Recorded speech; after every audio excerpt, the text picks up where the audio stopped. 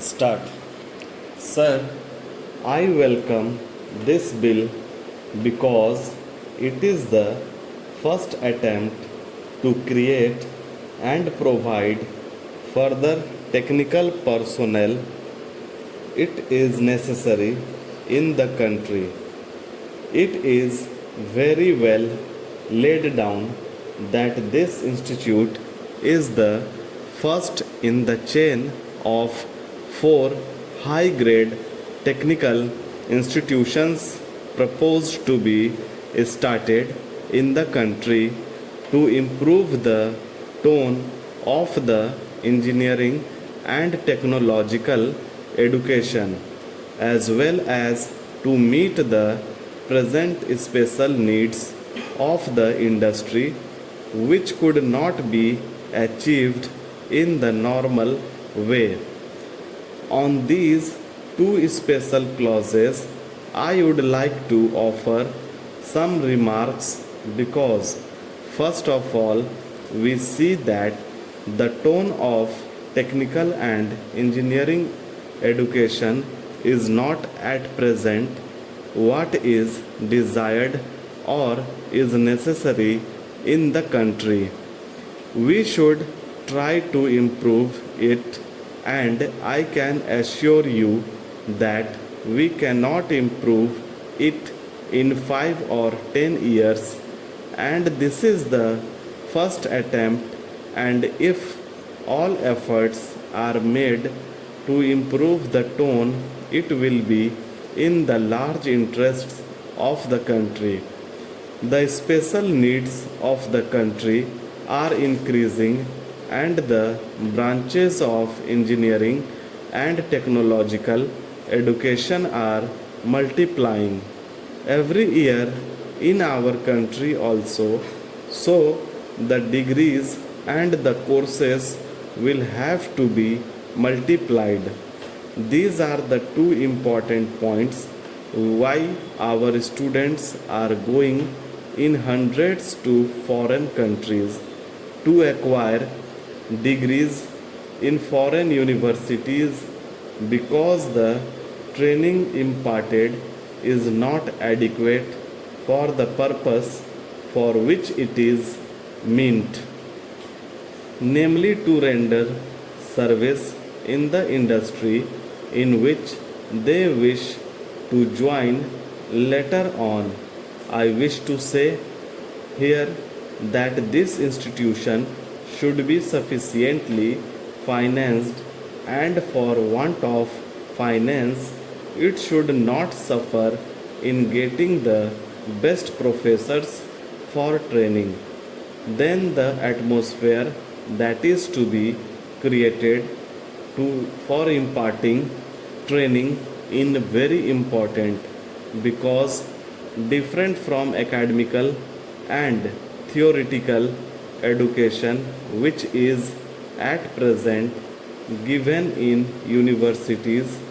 For that especially I welcome this association of undergraduate studies because if undergraduate study there, then it creates an atmosphere for those students follow it and pursue it to postgraduate studies and in fundamental research. That is very important. Still say that if it is followed in all the four high grade institutions, then it will be useful. We should not fight shy of it because we are woefully lacking technical skill, and that skill has to be created. That can't be created unless we have an atmosphere when students mix with each other in a fraternal way and discuss among themselves freely. It is not only by lecture by professors that they learn, it is also by the student getting together that they learn these things. As regards the suggestion for affiliating the institute with the Calcutta University, I don't endorse that suggestion. This is a different institution from the present universities and colleges, and the training that to be given in them is also different. I think theoretical training is now given, and we are lacking in technical training, and we should improve our tone considerably in that respect, and we should make this a model in our country.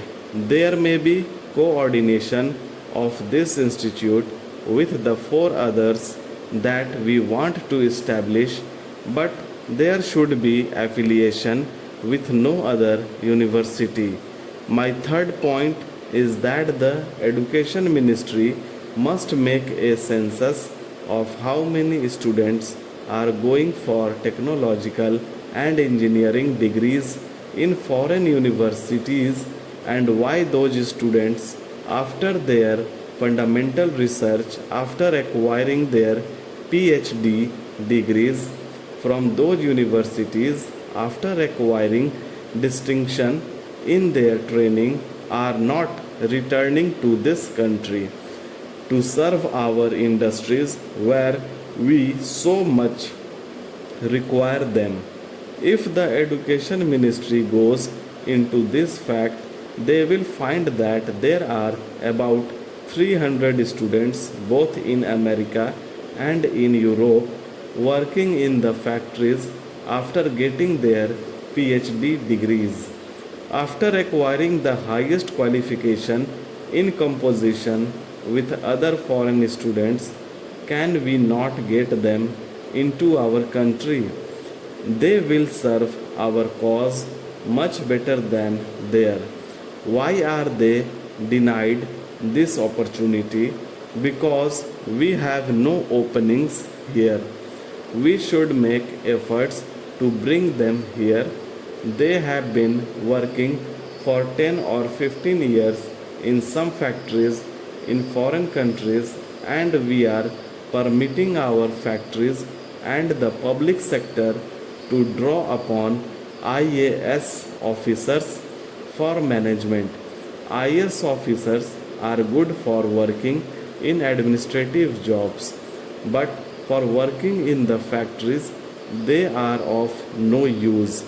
Therefore, import those 300 or 400 students who are residing in those foreign countries, who are working in those factories after acquiring their degrees in competition with foreign students, by even giving them their terms if necessary.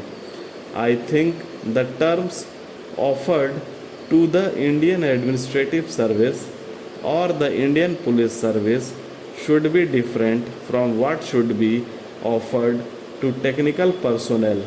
It should be so because if a man is properly trained, he can reduce the cost in the factor by 10%. A reduction of 10% in the cost of production will go a long way. If, for example, the original cost is about a crore of rupees, then this would mean a saving of 10 lakhs of rupees. This is done purely by their technical genius, and this genius has gone out of the country. This should be brought back, and they should be taken on their own terms if necessary. First of all, those engineers and other technicians who are working in foreign countries should be persuaded to come here. We are working under a system wherein we get only the IS officers and the others. We should ask our ambassadors to make a list of such persons.